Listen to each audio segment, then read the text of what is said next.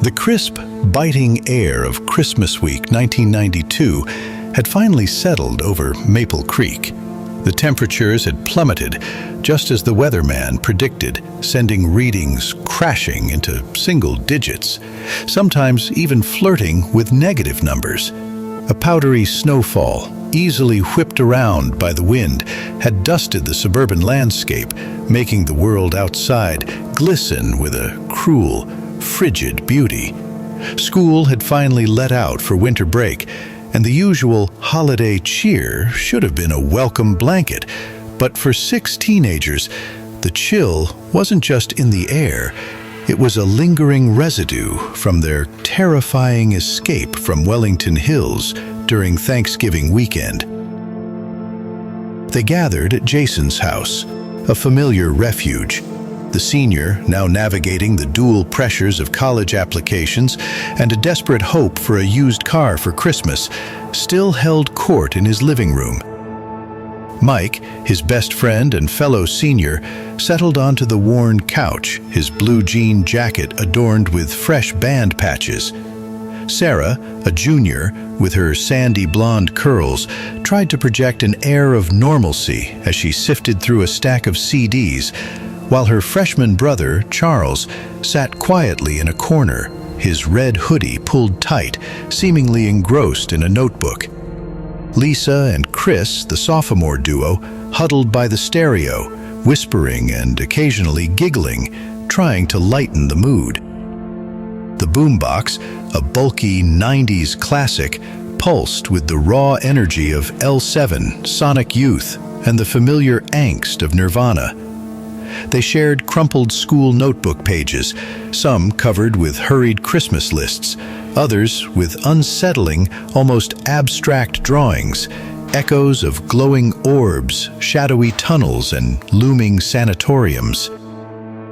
The conversation drifted, as teenagers' conversations do, from last day of school gossip to the excitement of presents under the tree.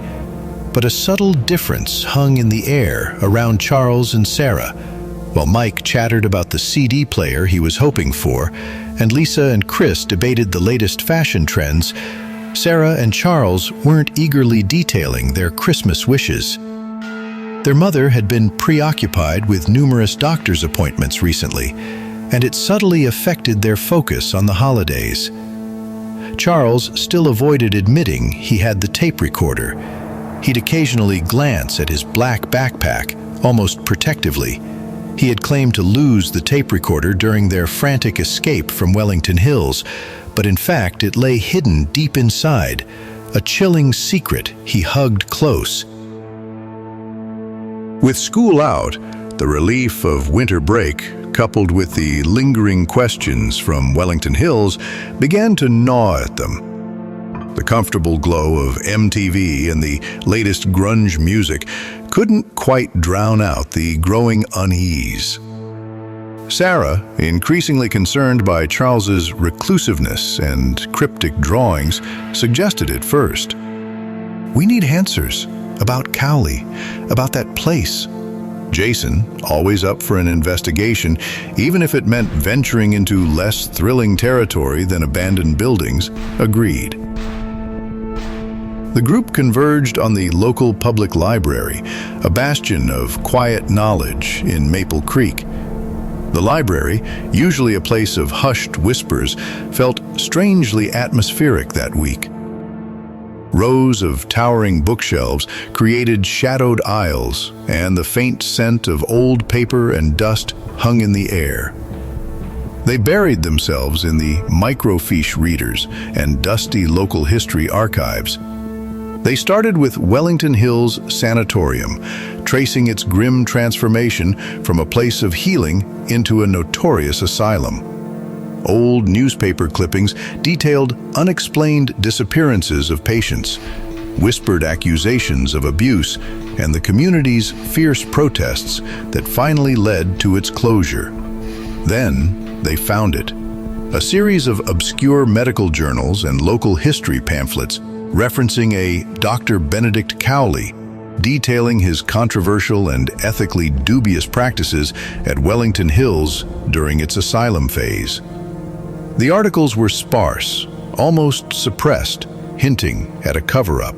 One particularly unsettling fragment mentioned experimental therapies for those suffering extreme anxiety and radical treatments for psychological contagion. These chilling phrases resonated with the psychic entity they had encountered, confirming that Dr. Cowley wasn't just a scientist in a lab, he was a pioneer in their horror.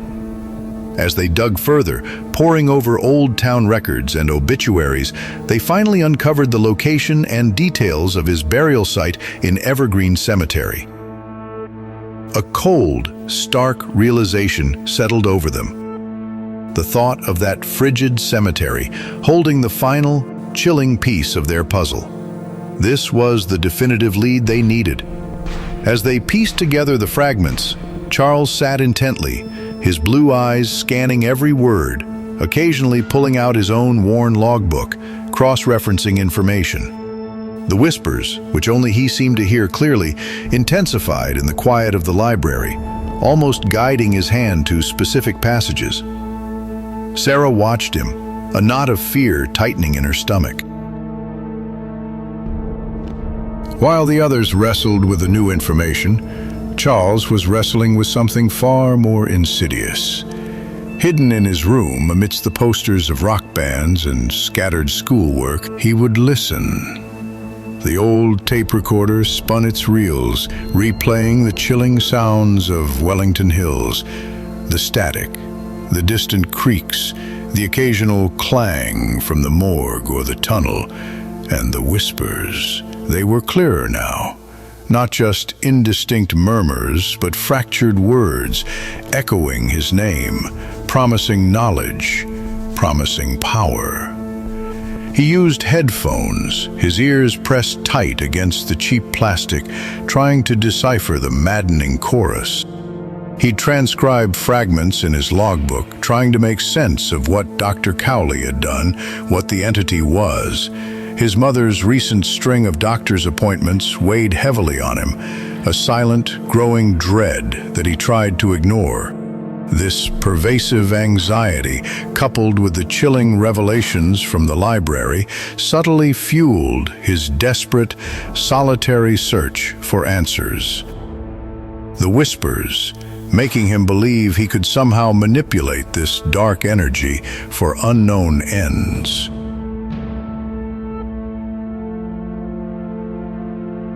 The library's revelations were enough. The puzzle pieces clicked into place, forming a terrifying picture. Dr. Benedict Cowley wasn't just a mad doctor. He was the architect of the very fear entity they'd encountered.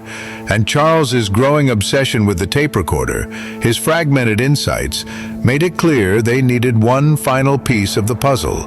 They knew where he was buried, and they needed to find his grave. It was the day after Christmas, Saturday, December 26, 1992. A biting wind, carrying remnants of the powdery snow, whipped through Maple Creek, making the frigid temperatures feel even colder. The desolate landscape of Evergreen Cemetery was stark, rows of gravestones standing like silent, frozen sentinels. Their breath plumed in the icy air as they navigated the narrow, snow-dusted paths, flashlights cutting through the gloom, the Christmas presents they had received the day before far from their minds, their fears tangible in the sub-zero wind chills. They split up, methodically searching rows, their calls muffled by the wind. Mike, ever the practical one, was rubbing his hands together to keep them warm. Lisa and Chris huddled close, their nervous giggles replaced by shivers. Jason, trying to remain focused, checked a fading map from the library archives. Sarah kept a watchful eye on Charles, whose attention seemed pulled, almost involuntarily, towards a specific section of the cemetery, a place where the air felt even colder, and the whispers in his mind were a near roar. They searched among the older, more ornate headstones, the section where the town's most established, and perhaps darkest, families were buried. Charles stopped abruptly, his breath catching in his throat. He was standing before a weathered, imposing obelisk, its stone cold and gray against the bleak sky. The whispers in his mind were no longer just whispers. They were a deafening chorus, resonating from the very ground beneath his feet. He could feel the entity's presence here, stronger than ever before, almost a physical pressure. Sarah rushed to his side, seeing the shock on his face, following his gaze to the inscription. Beneath a tarnished angel carved into the cold stone, the name was clear: Dr. Benedict Cowley, and beneath that, etched in smaller, almost unassuming script, was the chilling truth that shattered their world: beloved husband and father. And then the names of his children, including Eleanor Cowley, Sarah and Charles's mother's maiden name. A cold, hard realization settled over them. Not just a distant mad scientist, not just a local horror story.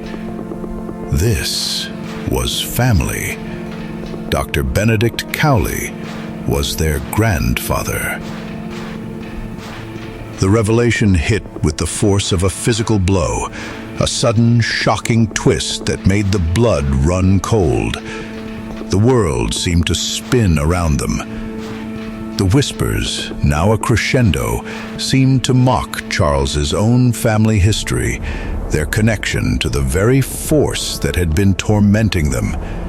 The entity's true power wasn't just in its ability to condense fear. It was in its ability to infiltrate, to consume even the most intimate bonds. Their terror, heightened by this familial betrayal, became a rich feast for the entity, its presence swelling, palpable in the frigid air. Charles felt an overwhelming, dizzying sense of connection, a dark legacy now coursing through his own veins. As the realization took hold, Charles's eyes glazed over, and he slowly, eerily began to ascend, his body levitating just inches above the snow-dusted ground, a trance-like state overcoming him.